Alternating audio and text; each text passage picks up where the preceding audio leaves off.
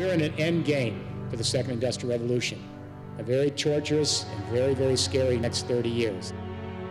We now know the outer limits of how far we can globalize this world based on elite fossil fuels. We need a new economic vision for the world that's compelling. We need a new economic game plan for the world that's deliverable, and shift us from geopolitics and ideological thinking to biosphere consciousness.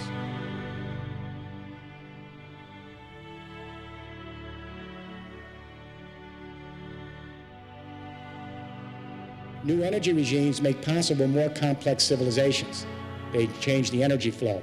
They bring more people together. They differentiate skills. They integrate people into larger economic and social units. It's when energy and communication revolutions come together that we change the human footprint. We change the economic paradigm. We even change consciousness.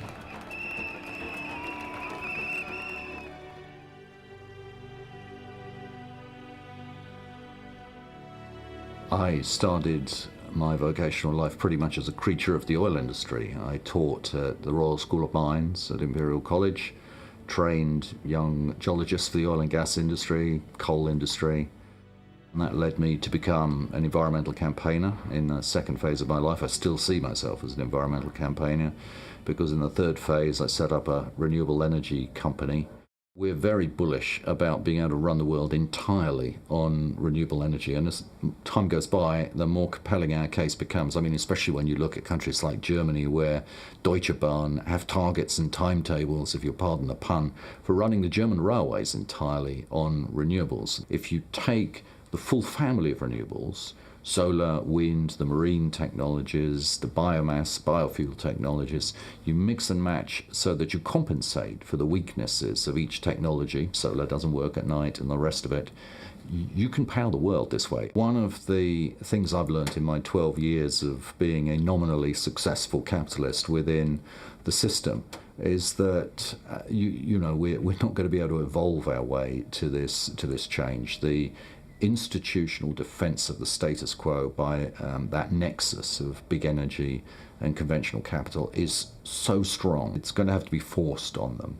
And the way to do that is the kinds of social movements we're seeing, the community energy movement, the Occupy movement.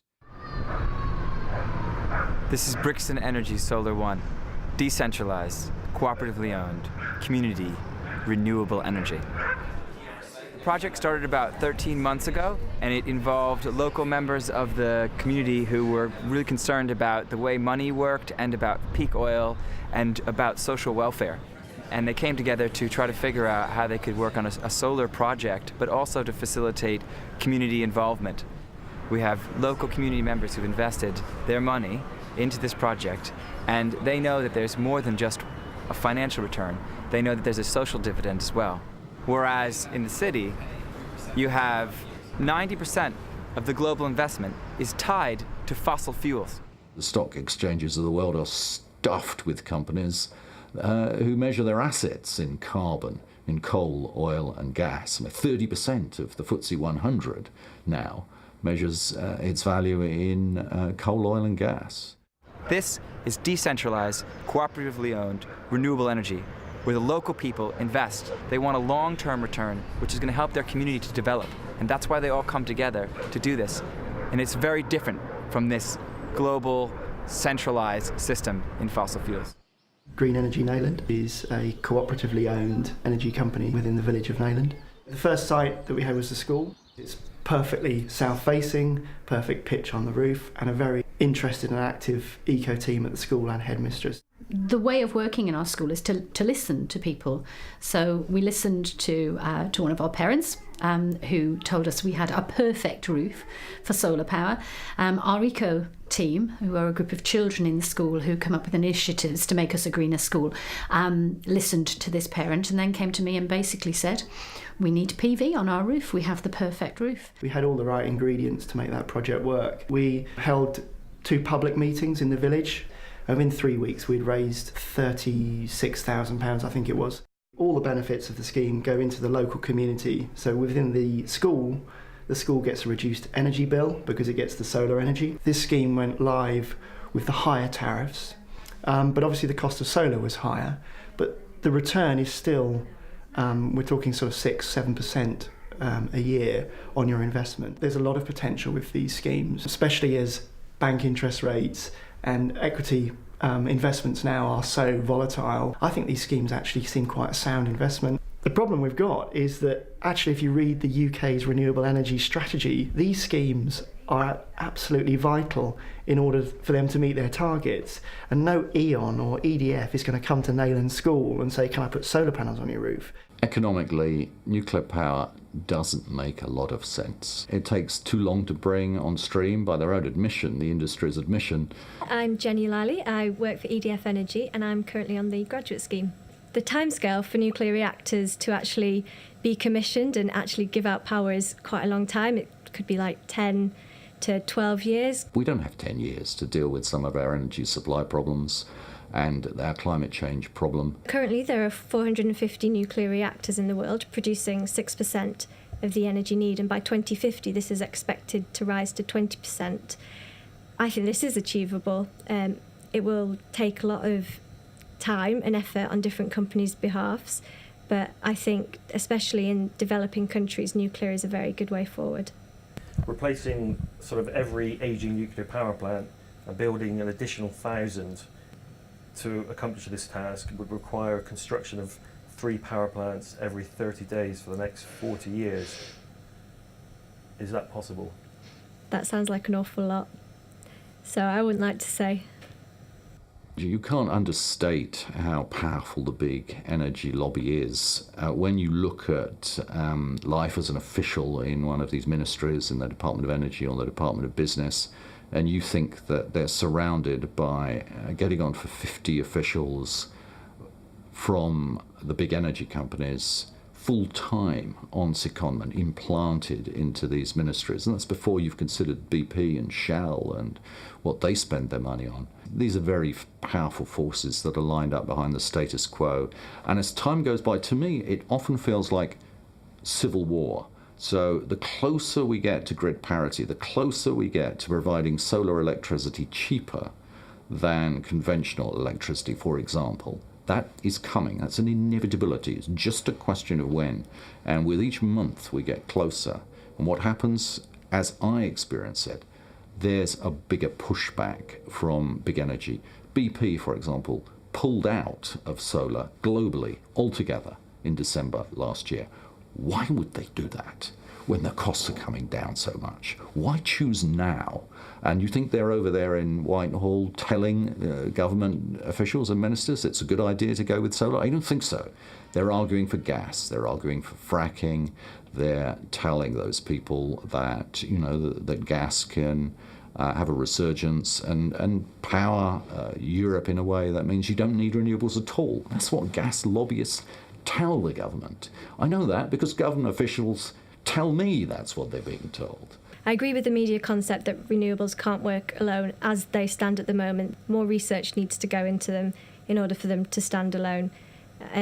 At the moment, they're just not a very secure supply to the fact that the wind farms are only going to work when the wind is blowing, the solar farms are only going to work when it's sunny. The problem is that there's a lot of mainstream media still peddling kind of the fact that business as usual is fine, we can continue just digging coal and getting gas from magic places and doing all of those things and we're all going to be fine. Actually, the bottom line is that isn't the case. Yeah, I think, you know, the slipstream benefit list from going renewables is really long. Never mind about climate change, never mind about energy security, as though they weren't reasons enough. You've then got clean air and all the health benefits that come from that. You've got much less use of water in a world where water supplies are being depleted dramatically than you would have with fossil fuels and nuclear. You've got no reason to go to war in the Middle East. And you've also got all the benefits that come from a renaissance of community. Once you've got renewable power at the community level, you've got community level economic activity that really, to me, make this a no-brainer.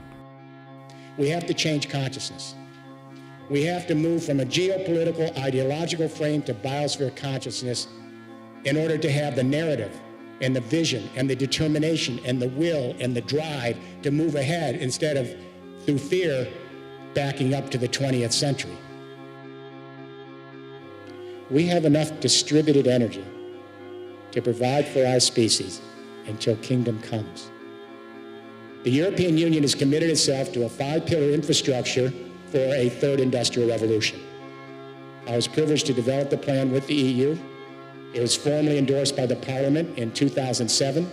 Pillar 1, the European Union's committed to, as you know, 20% renewable energy by 2020. That means a third of the electricity in Europe has to be green. That's a mandate, not a suggestion. Everyone has to do it. Pillar 2, to convert every single existing building into your own green micro power plant. So you can get photovoltaics and capture the sun on your roof, vertical wind to capture the wind off the sidewalls of your building, geothermal heat pumps under the ground, garbage converted back to energy, the works. Think centralized power and utility companies today, think the next 20 years, everyone's going to have their own power plant. Just like we produce information, we now produce our own energy.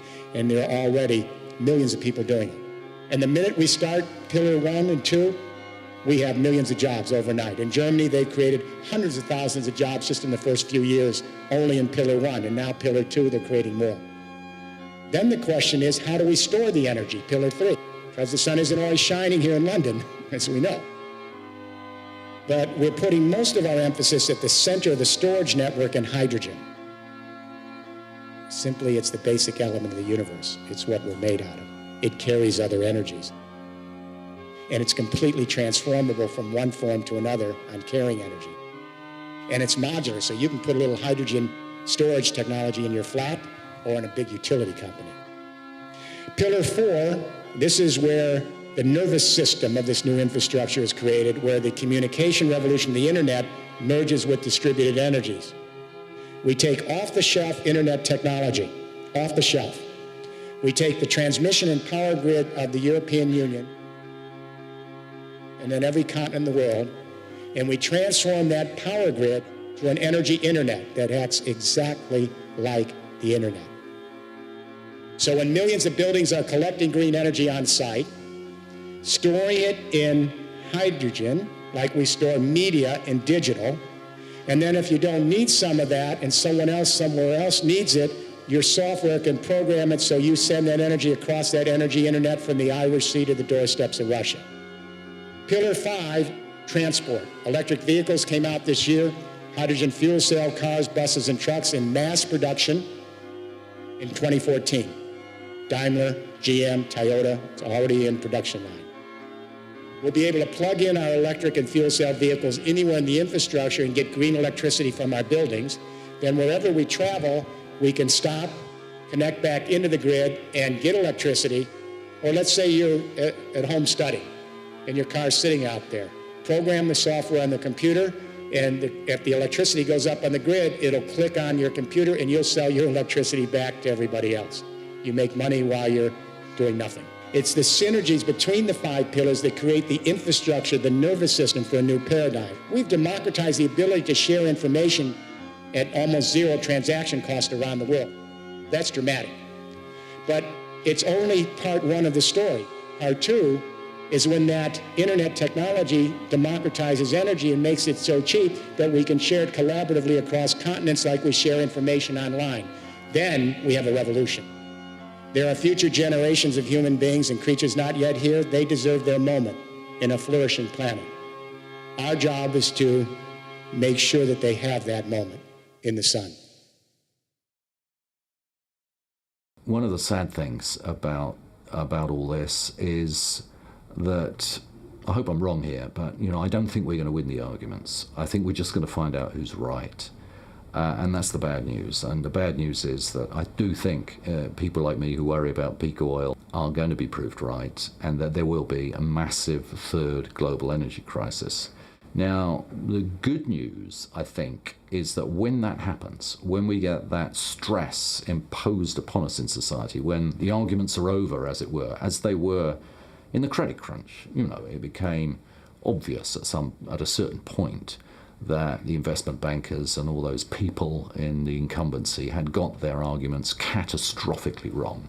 And we will have to mobilize energy technologies quickly and that will discount nuclear power straight away.